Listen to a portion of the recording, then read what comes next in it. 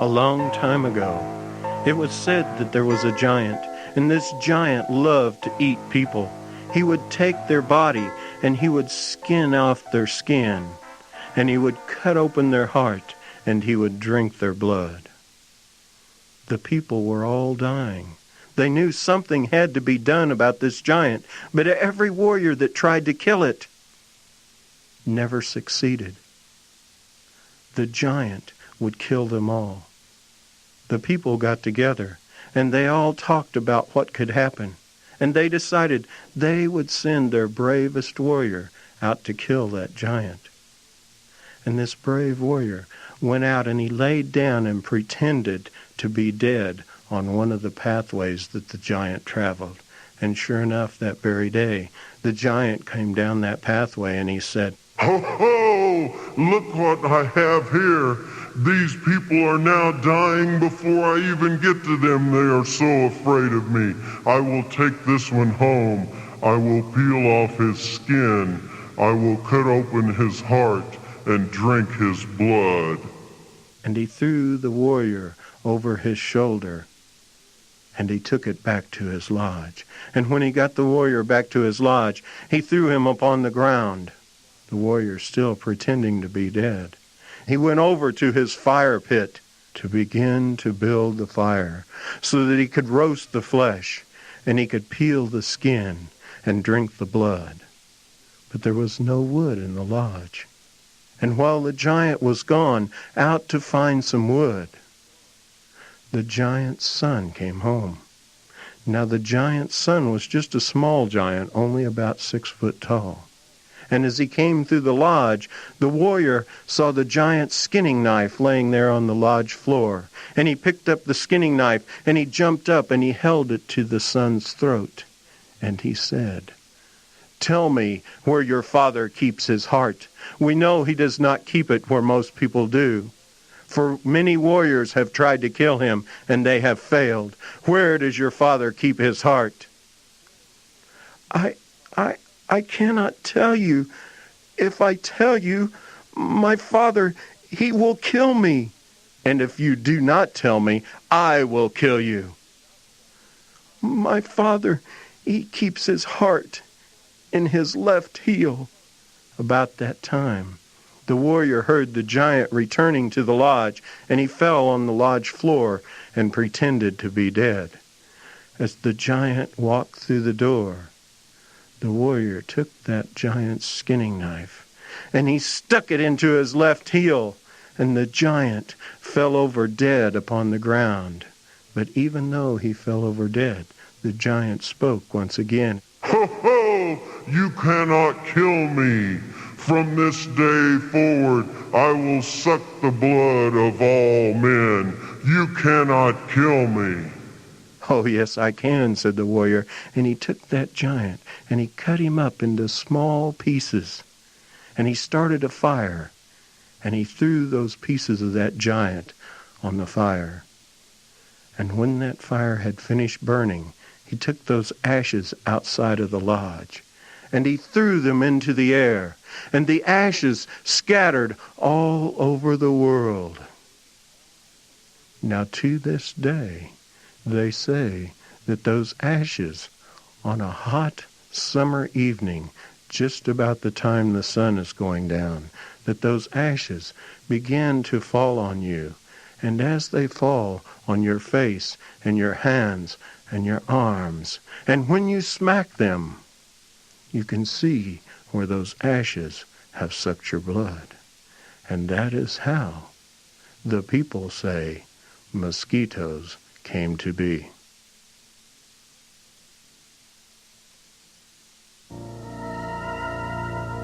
There was a grandmother, and she had a grandson, and they were Pawnee, and they were poor.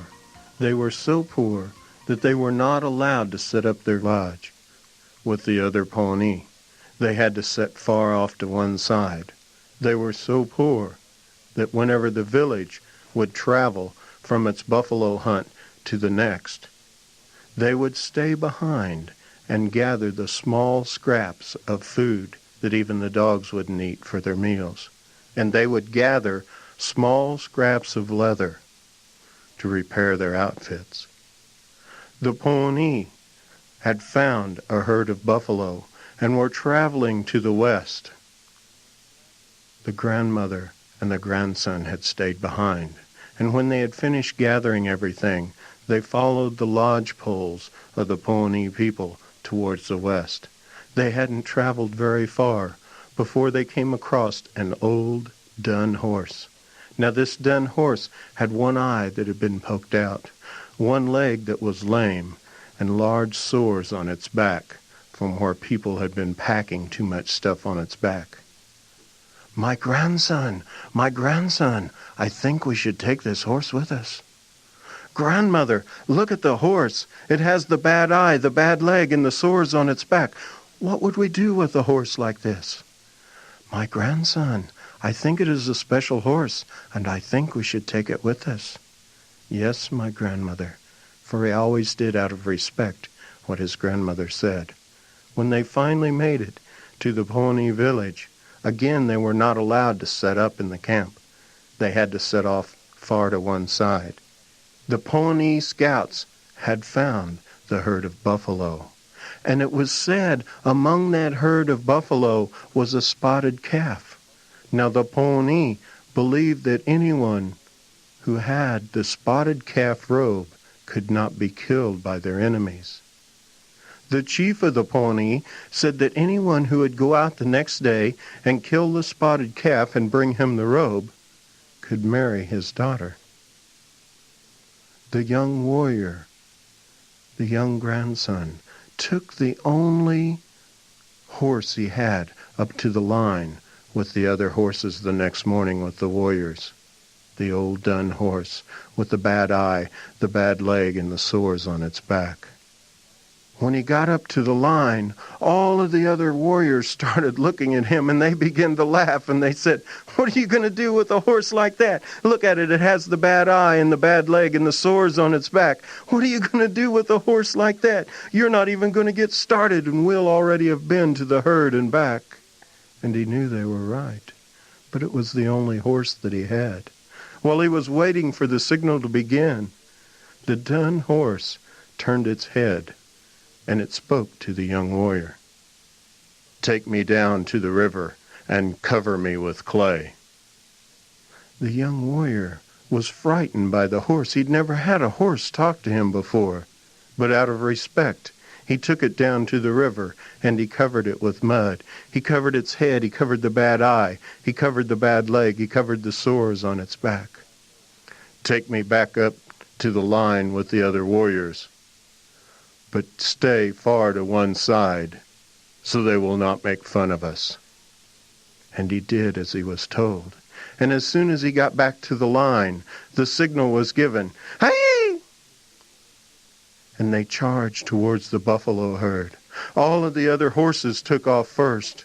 The young grandson and the dun horse were far behind, but all of a sudden the dun horse began running faster and faster, and as it was running faster and faster, all of a sudden he was there in the herd of buffalo, and there was the spotted calf. And the spotted calf fell dead upon the ground, and another large buffalo fell dead.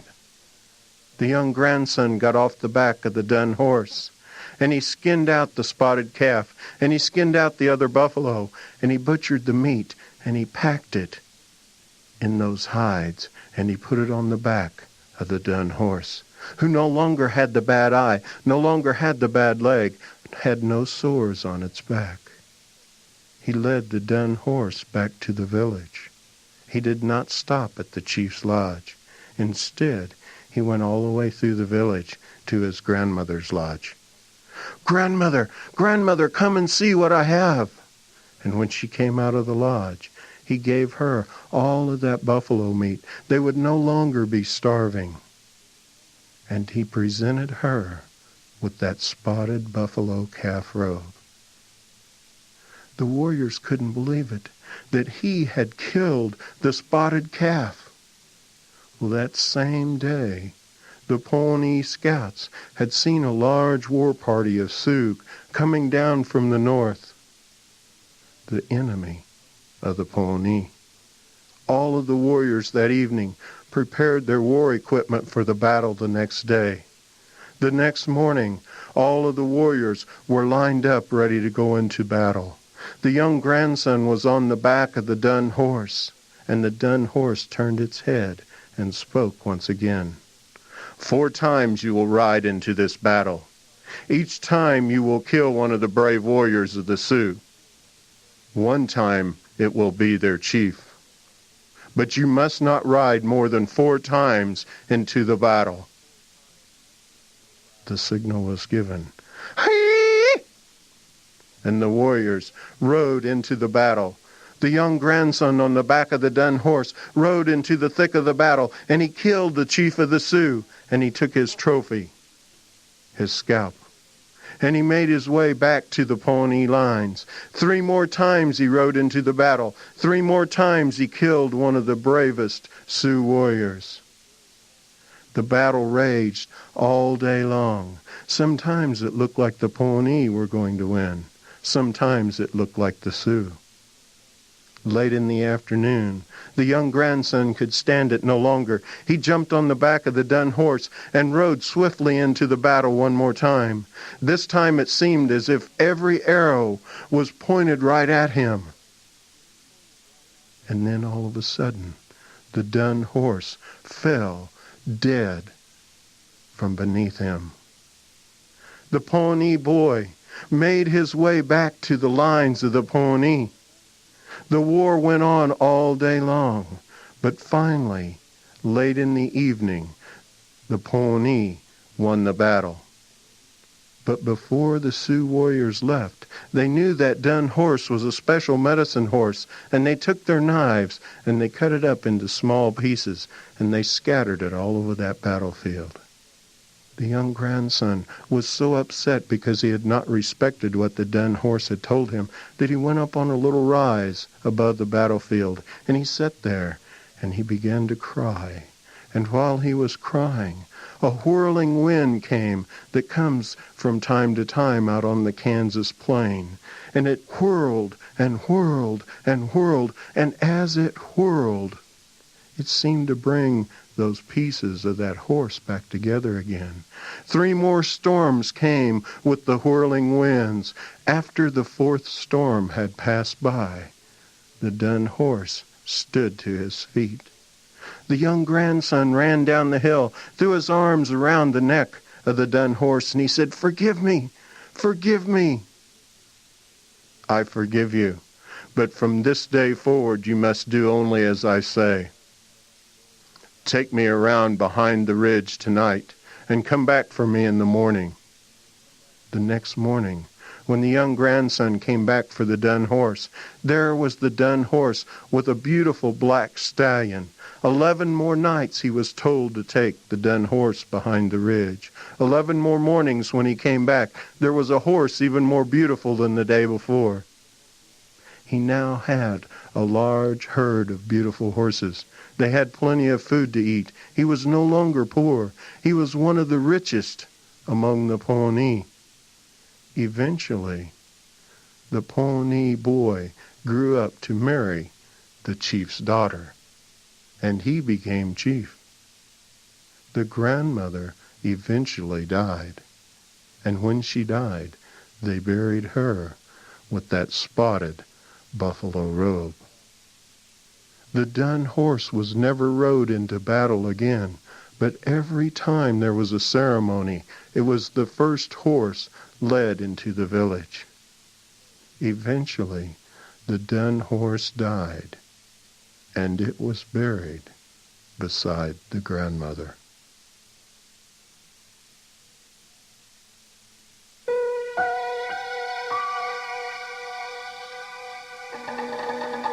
The year was 1834. The Arapaho people had had a terrible winter. Many of their people were starving, many of the very young, many of the very old.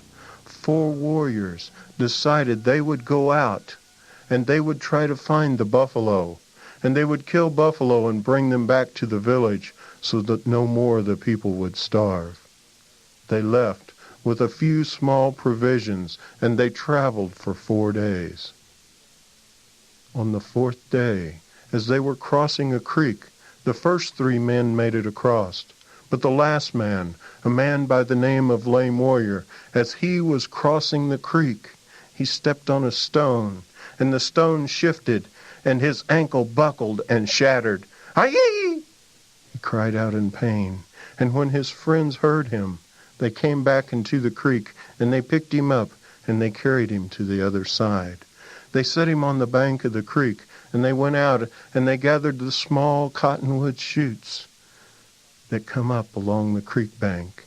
And they took those cottonwood shoots, and they took their knives, and they sharpened the ends of them, and they drove them in the ground in a circular pattern.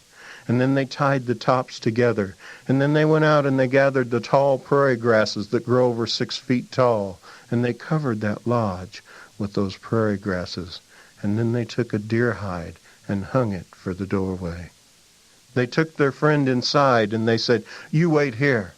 As soon as you're able to walk again, you go on back to the village. Let them know that we are going on with the hunt. Tell them what happened to you." And they left their friend behind. The next day, Lame Warrior tried to walk on that ankle again. Aye! The 2nd, 3rd, and 4th days were the same. On the 4th day, the snows that fall wet and heavy in late spring began to fall, and they fell wet and heavy all day long. Along about evening, Lame Warrior heard a sound. It was a sound that he had heard many times before. It was a sound that sounded like this.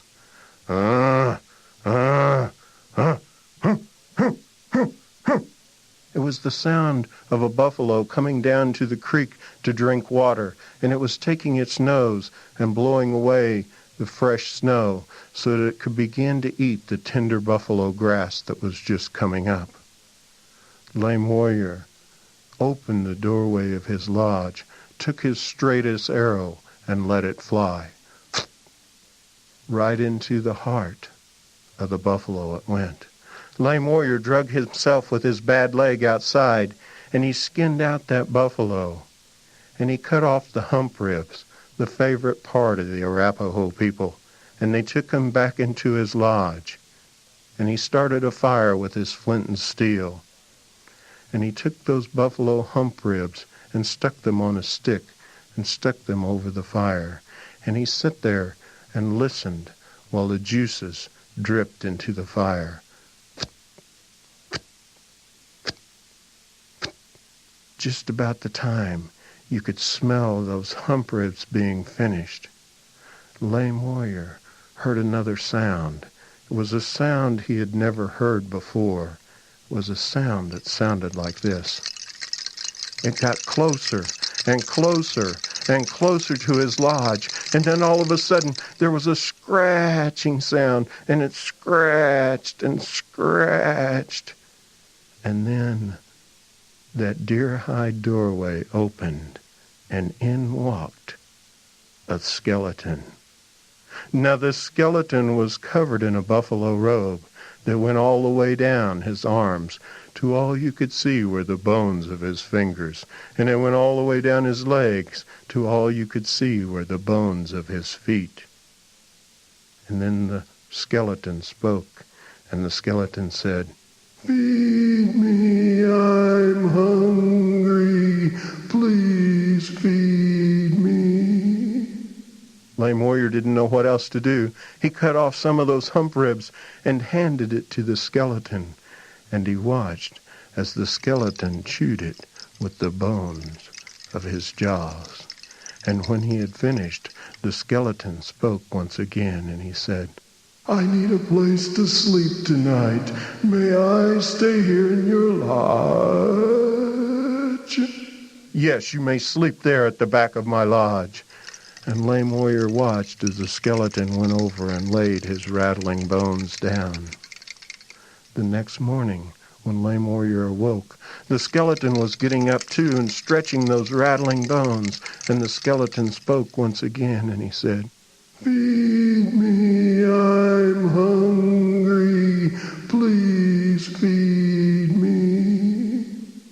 Lame Warrior took the buffalo hump ribs that were left from the night before, and he cut them in half, and he gave it to the skeleton, and he watched as the skeleton chewed with the bones of his jaws. And when he had finished, the skeleton spoke once again and said, "Don't you know it was I who saved you?" "What do you mean you saved me?" "It was I who caused your ankle to be turned. For you see, the other day, when your friends left, they were killed by your enemies just a little ways down the trail. I provided the buffalo for your food. It was I who saved you. It was I who saved you." "If you saved me, how come I still can't walk on this ankle?" The skeleton took his rattling bones, and he reached out with his fingers, and he touched that ankle. The minute that he touched the ankle, Lame Warrior was able to walk again. "Follow me, for we are still in the land of your enemies. Follow me, and I will take you home safely. Follow me." And he left that day with the skeleton.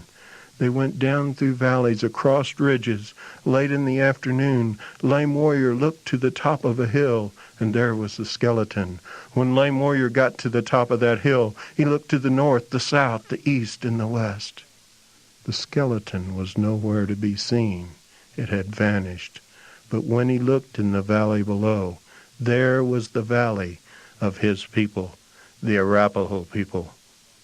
Lame Warrior went back to the village that day, and he told all of the things that had happened. That same evening, a large herd of buffalo came through, and many of the warriors went out and they killed the buffalo. The Arapaho people were no longer starving.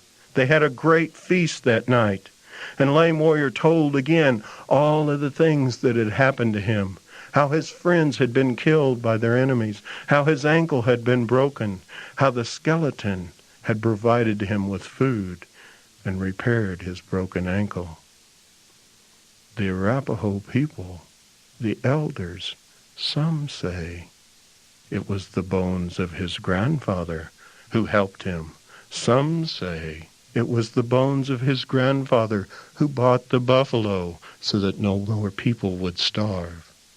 To this day, no one knows for sure who that skeleton was. But to this day, the Arapaho people still tell the story of Lame Warrior and the skeleton.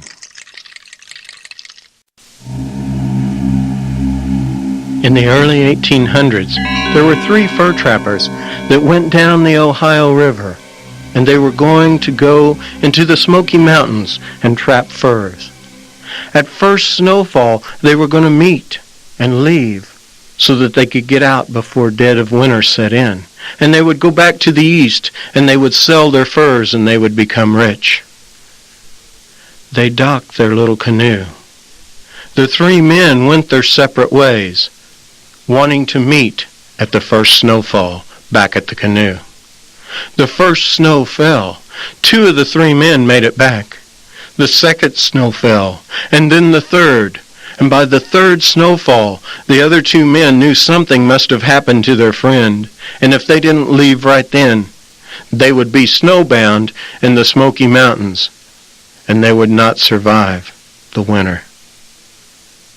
The third man had fallen over a cliff and broken his ankle. And when he had broken his ankle, he had also broken his powder horn that held the powder for his rifle. The only shot he had was the one shot left in the rifle. He had almost made it back to the departure point. And he could see those 2 men paddling off in the distance, but the wind was not with him. About this same time, he saw on a ridge above him a large deer. Did he shoot the deer and hope to survive the winter? Or did he shoot knowing that that sound probably wouldn't be heard by his friends? Boom! He shot his rifle, and the deer fell dead upon the ground. He had an old stick he had stuck under his arm to help him walk, and he got up and he took that deer and he draped it across his shoulders, and as he stood up, he noticed a little higher on that ridge was a cave, and he thought perhaps he could survive the winter by staying in that cave. When he got to the mouth of the cave, he noticed that it looked like something had been coming in and going out, and coming in and going out. He figured it was an old bear hibernating at the back of the cave, and if he stayed towards the front of the cave, maybe everything would be all right. He took the deer, and he began to skin it out. And he took his flint and steel, and he started a fire. And he took chunks of that deer meat, and he stuck them over the fire, and he sat there, and he listened as the juices dripped into the fire. When you could begin to smell that smell of cooked meat, that was when he heard it. From the back of the cave came a sound. Ah! Ah! Ah! Ah!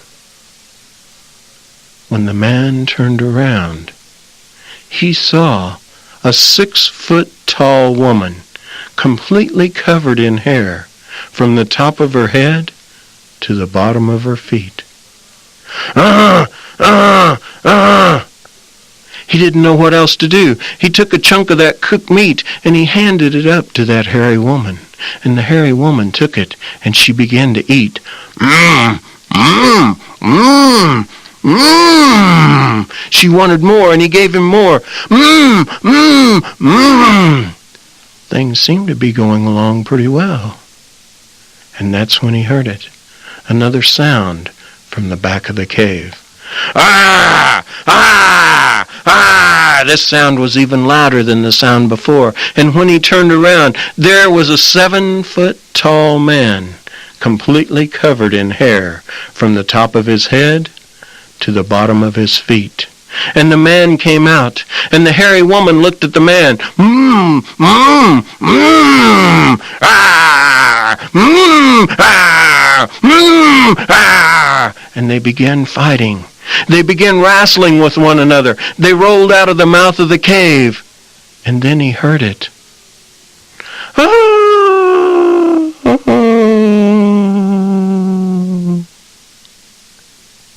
He waited to see which one of them was going to come back into the cave. And in walked the hairy woman. The hairy woman had never tasted cooked meat before, and she loved the taste of it so much that every day she would take the man and set him on her shoulders, and she would take him into the valley below. And she would hunt the meat. And then she would take him back to the lodge, and he would cook it for her. And things went along pretty good. In fact, they lived that way for 3 years. And after 3 years, they had a baby. Now this baby was half human and half hairy. Now the man had tried to get the hairy woman to talk to him, but all he could ever get out of her was, mmm, mmm, mmm. So he thought, well, I'll start working with our child. Maybe I can get it to talk with me. And so it went for the next 3 years. One day, as the hairy woman was out hunting, and he was talking with his child in the lodge, he heard from the valley below, ho, ho, ho.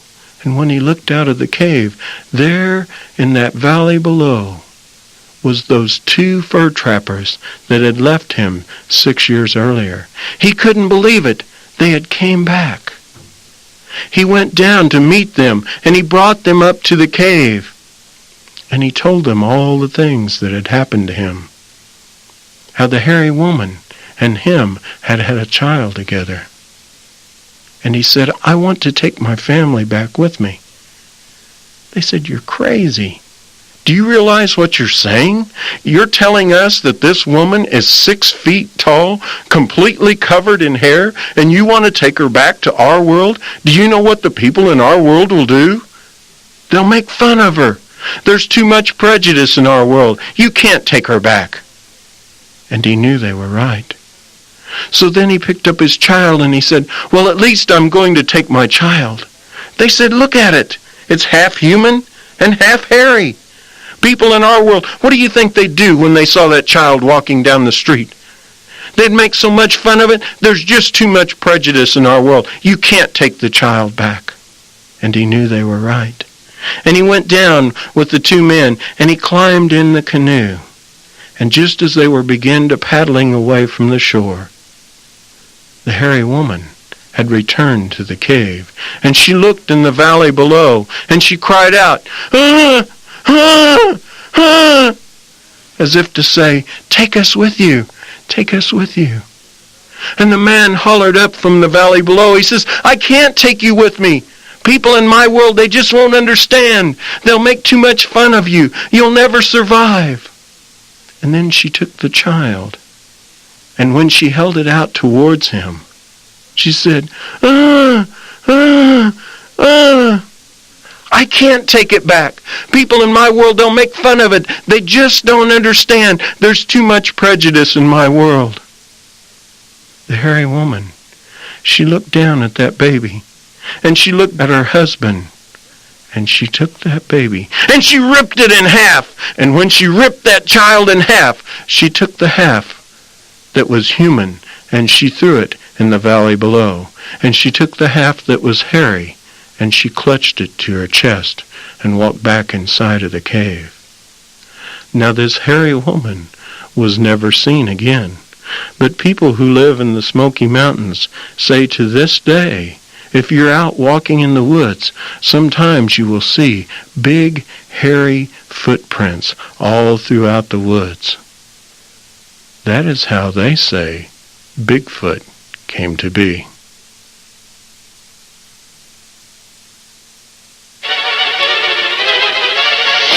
There was a man, and he had a wife and a small child. And the wife wanted to visit her relatives in the next town. But the husband was always too busy. And she would say, my husband, please take me to see my relatives." "Wife, I am too busy to do this. Leave me alone and let me do my work." Every day she would ask. Every day the answer was the same. Finally, the man got tired of listening to the woman. "Wife, gather all our belongings and our child, and I will take you to visit your relatives." "Yes, my husband." And the man went out and he got his horse. And when he came back, "Wife, I will ride the horse and protect you. You may walk along beside me carrying our child and all our belongings." "Yes, my husband." And they traveled far to the west. And late in the evening, they saw that they weren't going to make it to the next town.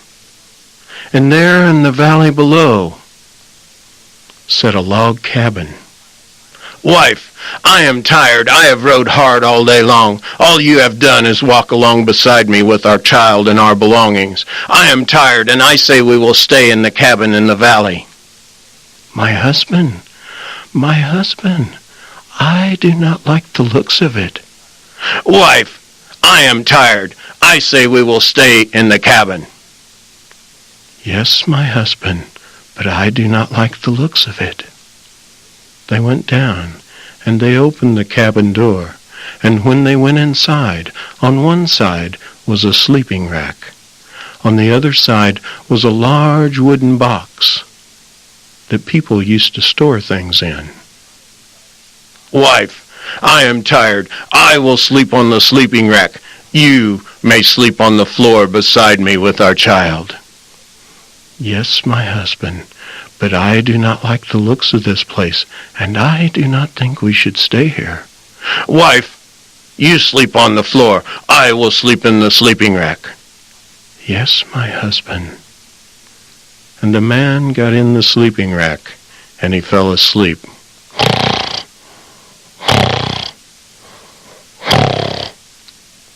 About that time, a cloud came in front of the moon. and the cabin got completely dark inside. The wife heard a noise. It was a noise that sounded like this.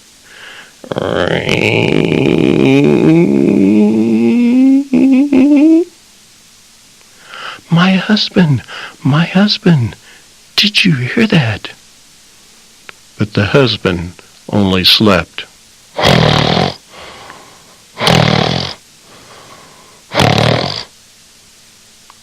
Then she heard another noise, the noise that sounded like footsteps across the room.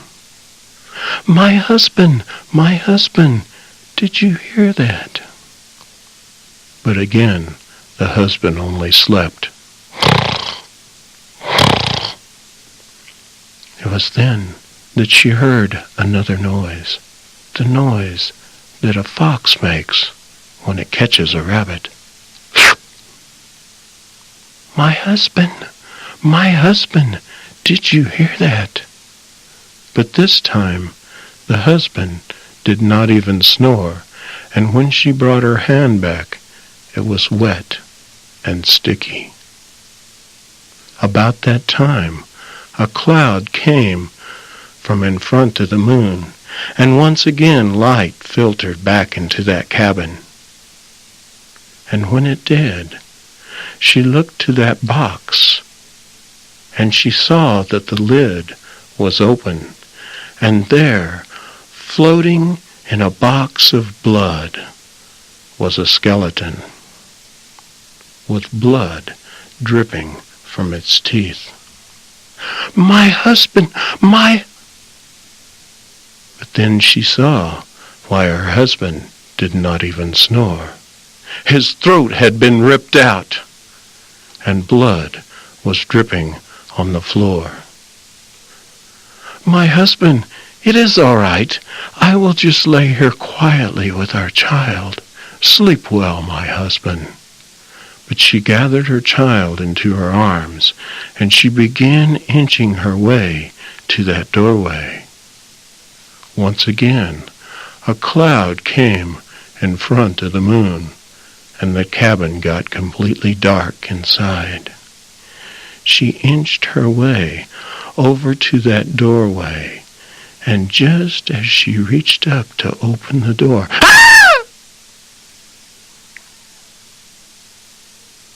the skeleton sat up in that box of blood, and he saw that the woman was leaving.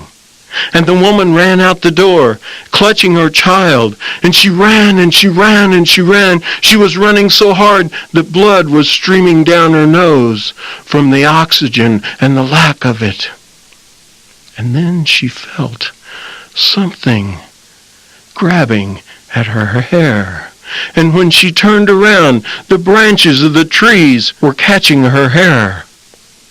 But the skeleton was right behind her with blood dripping from its chin. She ran and she ran and she ran. She finally made it to the next town where her relatives lived. They were having a town meeting that night, and they were all outside around a large bonfire. The skeleton saw that fire, screamed one more time, and ran off into the woods. Now in this town, there was a granny woman, and this granny woman said that she could kill the vampire skeleton. And the next morning she took many of the townspeople with her, many of the men, and they went to that log cabin in the valley. And the old woman went inside. Oh, grandson,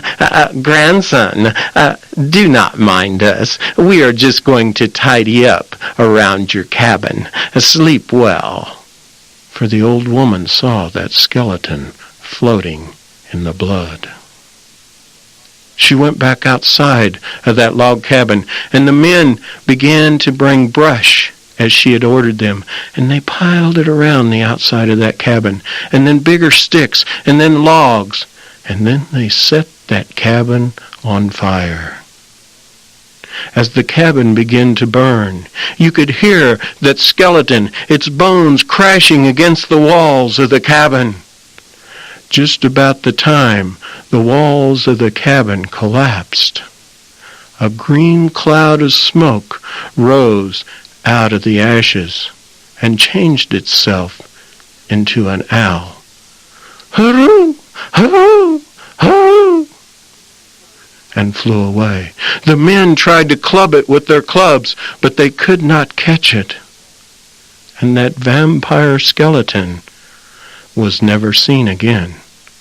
But they say, in that valley, from that day forward, that oftentimes young men and young women would go on walks in the evening in the woods, and any time they heard the sound of that owl, hurroo, hurroo, hurroo, that oftentimes the young woman would say to her young man, do you remember the husband who did not do as his wife said, and what happened to him?